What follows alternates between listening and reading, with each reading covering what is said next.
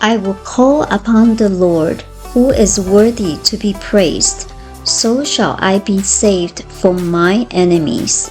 Psalm 18:3.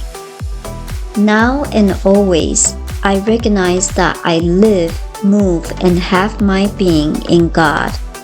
I am part of universal mind. I am one with universal substance.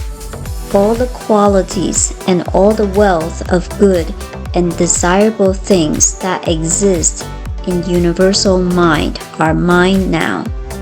I perceive, accept, and experience them. Daily I accept more joy, more happiness, more of the good things of life.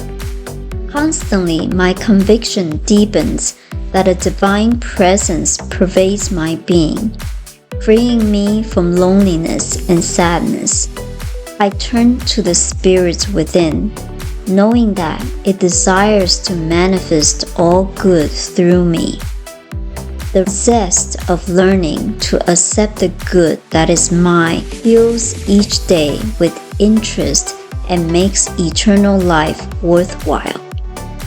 I now lay aside all anxiety, all striving, and let the law bring my good to me. I open every channel for substance to flow through me and take form in my objective experience.